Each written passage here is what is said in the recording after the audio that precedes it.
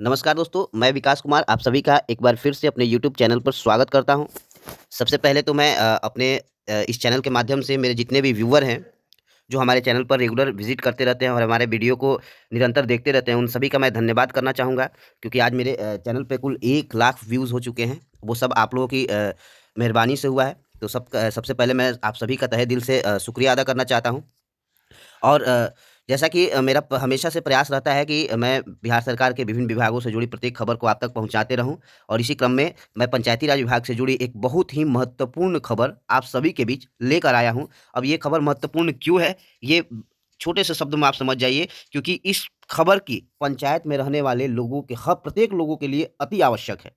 अब समझते हैं कि ये खबर में ऐसा क्या है जो इस पंचायत के सभी लोगों के लिए बहुत ही महत्वपूर्ण है। तो आपको बता दें सबसे पहले कि ये जो आपके स्क्रीन पे एक लेटर पत्र दिख रहा होगा जिसका पत्रांक है 16184, जो कि पंचायती राज विभाग के अपर मुख्य सचिव श्री मिहिर कुमार सिंह जी द्वारा सभी जिला के जिला पदाधिकारी, उप विकास आयुक्त सह मुख्य कार्यपालक पदाधिकारी जिला परिषद एवं सभी जिला पंचायत राज पदाधिकारी के नाम से निर्गत किया गया है। और ये निर्गत की तिथि आप देख सकते हैं अपने स्क्रीन पे कि ये 27/12/2023 को ये पत्र निर्गत किया गया है, जिसका विषय वस्तु है वंशावली निर्गत करने हेतु सक्षम प्राधिकार के संबंध में। जी हाँ दोस्तों, पंचायत में रहने वाले मुख्यतः प्रत्येक लोगों को ये संशय था कि पंचायत में अगर किसी को वंशावली बनवाना है तो उसकी क्या प्रक्रिया होगी, ये वंशावली कैसे तैयार होगा, इसमें कौन विभाग कार्य करेंगे और इससे संबंधित कौन कौन कर्मी या पदाधिकारी होंगे जो वंशावली के निर्माण में सहयोगी होंगे। तो आज के इस वीडियो में मैं आप सभी के बीच पंचायती राज विभाग का जो ये गाइडलाइन आया है नया, वो मैं आप सभी के समक्ष लेकर आया हूँ और इसको ध्यान से देखिए और अंत तक देखिए ताकि पूरी प्रक्रिया को आप समझ सके कि अगर आप वंशावली बनवाना चाहते हैं तो उसकी प्रक्रिया क्या निर्धारित की गई है और इसमें कौन कौन कर्मी पदाधिकारी आपके सहयोगी होंगे। तो जैसा कि आप अपने इस पत्र में देख पा रहे होंगे, इस पत्र में लिखा गया है कि उपयुक्त विषय के संबंध में दिनांक 5/12/2023 को मुख्य सचिव द्वारा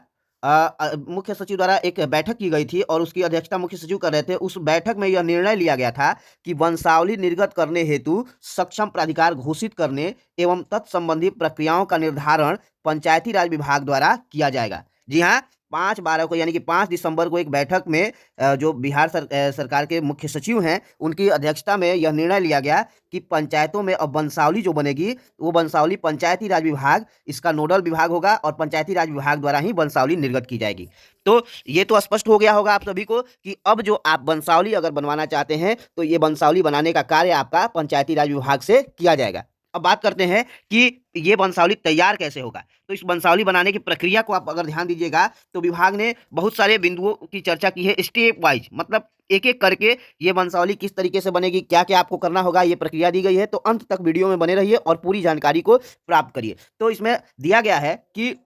जिस व्यक्ति को वंशावली प्रमाण पत्र की आवश्यकता है वह शपथ पत्र अपनी वंशावली का विवरण एवं स्थानीय निवासी होने के साक्ष्य के साथ, जी हाँ 3 चीज ध्यान रखिए, एक तो शपथ पत्र और दूसरा वंशावली का विवरण और तीसरा स्थानीय निवास होने के साक्ष्य, ये 3 चीज के साथ एक लिखित आवेदन संबंधित ग्राम पंचायत के सचिव को देंगे। यानी कि जिस पंचायत से वो बिलोंग करते हैं, जिस पंचायत के वो निवासी हैं, उस पंचायत के जो पंचायत सचिव होते हैं उस पंचायत सचिव को एक आवेदन लिख कर देंगे कि मुझे वंशावली बनाने की आवश्यकता है और वंशावली बनाने हेतु अग्रेतर कार्रवाई करने की कृपा करें। तो उसमें उस आवेदन के साथ शपथ पत्र लगेगा, वंशावली का विवरणी रहेगा और निवास प्रमाण पत्र यानी वहां के आप अस्थायी निवासी हैं इसके कोई साक्ष्य रहेंगे। अब ये आवेदन जब आप जमा करेंगे तो ये आवेदन के साथ नगद 10 रुपया आपको पंचायत कार्यालय के पंचायत सचिव के पास जमा करना होगा। यानी कि आवेदन के साथ 10 रुपया का शुल्क रखा गया है कि वो 10 रुपये का शुल्क आप पंचायत के पंचायत सचिव को देंगे।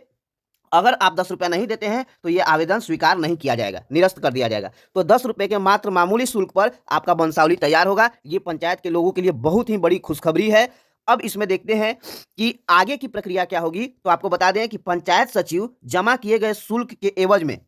आवेदक को प्राप्ति रसीद उपलब्ध कराएंगे और यह शुल्क राशि जो आप 10 रुपया देंगे उसको पंचायत के निधि का हिस्सा बनेगी, यानी पंचायत में विकास कार्यों में इसका उपयोग किया जाएगा। पंचायत सचिव ऐसे प्रत्येक आवेदन का विवरण इस हेतु विशिष्ट रूप से संधारित पंजी में दर्ज करेंगे। यानी कि वंशावली के लिए अब ग्राम पंचायतों में एक विशेष पंजी बनेगी जिसमें वंशावली संबंधी जितने भी आवेदन आएंगे उसे उस पंजी में दर्ज करना होगा। और दोबारा यदि आप वंशावली निर्गत कराने के लिए आवेदन करते हैं, यानी कि एक बार वंशावली बन गया पंचायत से और दोबारा आप फिर से किसी कारण वंशावली बनाना चाहते हैं, तो अब ये जो राशि आप पहले 10 रुपया दे रहे थे, वो राशि अब आपको 100 रुपया देना होगा, पंचायत में शुल्क के तौर पे जमा करना होगा। तो आपको ये तो पता चल गया पहले बिंदु से कि अब यदि आपको वंशावली बनाना है, तो वंशावली बनाने के लिए एक आवेदन लिखिए ग्राम पंचायत सचिव के नाम से, और उसके आवेदन के साथ एक शपथ पत्र, एक वंशावली का विवरण और स्थानीय निवासी होने के साक्ष्य के साथ 10 रुपया शुल्क के साथ उस पंचायत के पंचायत सचिव के पास जमा कर दीजिए। पंचायत सचिव उस जमा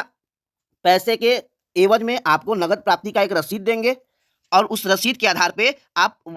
आगे दोबारा पंचायत सचिव से उस वंशावली के संबंध में बात कर सकते हैं कि कहाँ तक मेरा कार्य हुआ।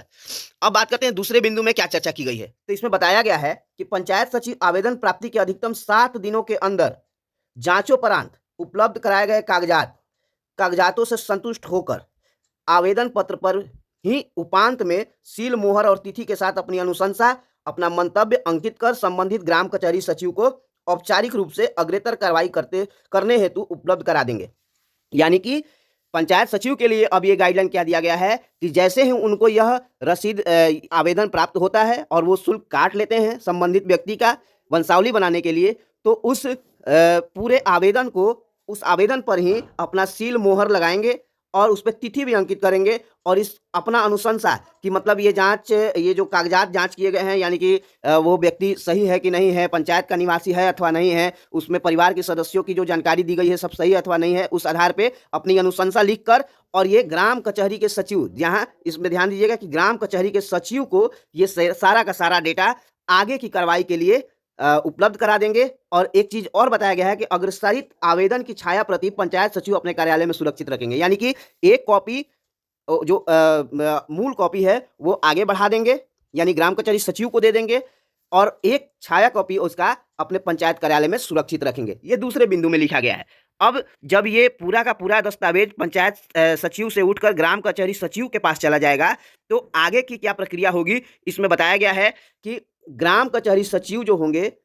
पंचायत सचिव से प्राप्त ऐसे आवेदन को अपने स्तर पर संधारित पंजी में पूर्ण विवरण के साथ दर्ज करेंगे। यानी कि अब ग्राम कचहरी में भी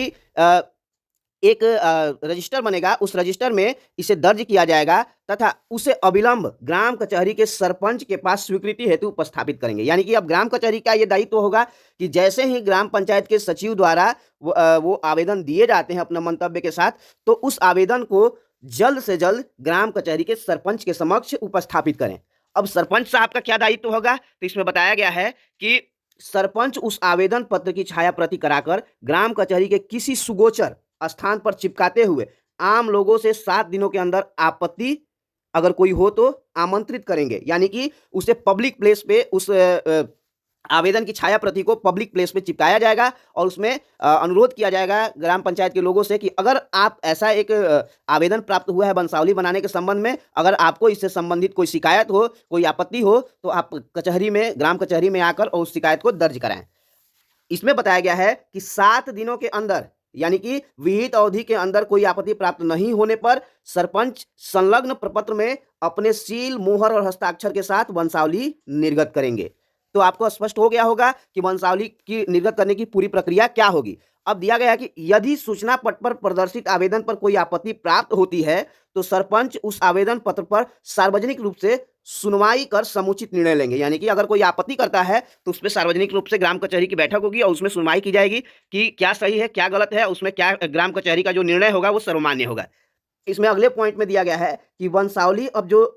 ग्राम कचहरी के सरपंच द्वारा निर्गत की जाएगी, वो वंशावली 2 प्रतियों में तैयार की जाएगी। वंशावली की दोनों प्रतियां सभी कागजातों सहित ग्राम पंचायत सचिव को वापस कर दी जाएगी। यानी कि वंशावली जो ग्राम कचहरी के सरपंच द्वारा बना दी जाएगी, निर्गत कर दी जाएगी, तो उस वंशावली की 2 प्रतियां तैयार होगी और एक प्रति ग्राम पंचायत के सचिव को वापस कर दी जाएगी, और ग्राम कचहरी सचिव जो होंगे उक्त वंशावली की छाया प्रति अपने कार्यालय अभिलेख के रूप में सुरक्षित रख लेंगे। यानी कि जो वंशावली तैयार हुई उसकी एक कॉपी ग्राम कचहरी में रहेगी और दूसरी कॉपी जो है वो ग्राम पंचायत सचिव को दे दी जाएगी। अब सरपंच से वंशावली प्राप्त हो जाने पर पंचायत सचिव एक प्रति पर अपना प्रति हस्ताक्षर करके दूसरे प्रति में आवेदक का हस्ताक्षर प्राप्त कर उसे हस्तगत करा देंगे। यानी कि जैसे ही सरपंच साहब वो वंशावली तैयार करके ग्राम पंचायत सचिव को दे देंगे, तो ग्राम पंचायत सचिव अब संबंधित कर्मी को बुलाएंगे कि आपका वंशावली तैयार हो चुका है, और उसकी एक कॉपी, उसकी 2 प्रतियां तैयार होगी, एक कॉपी पे वो संबंधित व्यक्ति का हस्ताक्षर करके अपने पास रखेंगे और मूल कॉपी पे अपना हस्ताक्षर करके और संबंधित व्यक्ति को लौटा देंगे। और दूसरे प्रति पे यहाँ पे एक चीज दिया गया है कि दूसरी प्रति के आधार पर पारिवारिक पंजी में उसका पूर्ण विवरण अंकित करेंगे। दूसरे प्रति यानी कि पंचायत में जो पारिवारिक पंजी बनती है, उस पारिवारिक पंजी में उसमें जितने भी दस्तावेज विवरणी दी गए हैं उसे दर्ज कर लेंगे। दूसरे प्रति तथा मूल आवेदन एवं उसके साथ संलग्न सभी कागजातों को ग्राम पंचायत कार्यालय में सुरक्षित रखने की जिम्मेदारी ग्राम पंचायत सचिव की होगी। और इसमें यह भी स्पष्ट तौर पर कहा गया है कि वंशावली निर्गत करने के बाद जो वंशावली संबंधित व्यक्ति को दे दी जाएगी, लेकिन उससे संबंधित जितने भी दस्तावेज हैं, जैसे दूसरी प्रति जो हो गई, मूल आवेदन जो हो गया, वो सब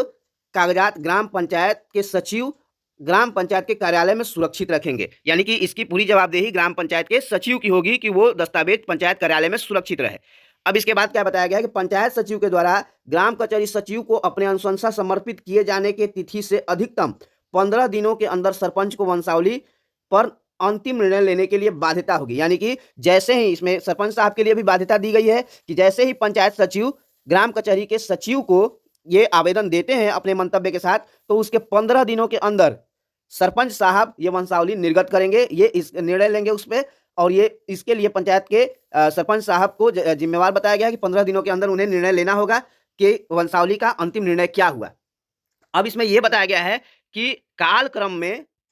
ऐसे सभी प्रमाण पत्रों को आरटीपीएस के अंतर्गत ऑनलाइन करने की भी व्यवस्था की जाएगी। यानी कि यह भी बोला गया है कि जल्द ही ऐसी व्यवस्था की जाएगी कि वंशावली ऑनलाइन माध्यम से हो। फिलहाल तो इस माध्यम से करना है, लेकिन जल्दी से जल्दी इसे आरटीपीएस के माध्यम से वंशावली निर्गत करने की पूरी प्रक्रिया को डिजिटल कर दिया जाएगा, तो और भी लोगों को सहूलियत हो जाएगा। इसमें यह भी बताया गया है कि पंचायत समिति के कार्यपालक पदाधिकारी जो होंगे, प्रखंड के पंचायत राज पदाधिकारी जो होंगे और जिला के जो पंचायत राज पदाधिकारी होंगे, समय समय पर इस बात का जांच करेंगे कि वंशावली बनाने का उपयुक्त जो प्रक्रिया बताया गया है उसका नियमानुसार पालन किया जा रहा है कि नहीं। कहीं ऐसा तो नहीं कि इस प्रक्रिया में कोई मनमाने ढंग से निर्णय लिया जा रहा है या फिर नहीं पालन किया जा रहा है। अगर ऐसा है तो संबंधित पे कार्रवाई करने के लिए अग्रेतर विभाग को सूचित करेंगे।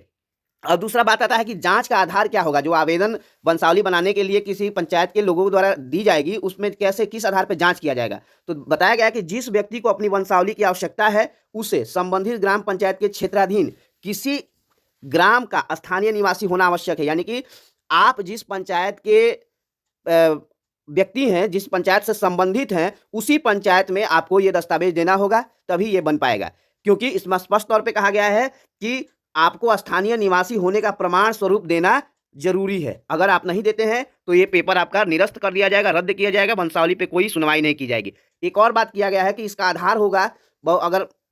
दस्तावेज कौन कौन से यूज किए जा सकते हैं, तो बोला गया है कि ग्राम पंचायत कार्यालय में पंचायत सचिव द्वारा संधारित पारिवारिक पंजी में उस व्यक्ति से संबंधित परिवार का विवरण दर्ज है अथवा नहीं है, उससे मिलान किया जा सकता है। आवेदन के पूर्वज का जमीन, खतियान या बांसगीत पर्चा जो होते हैं, या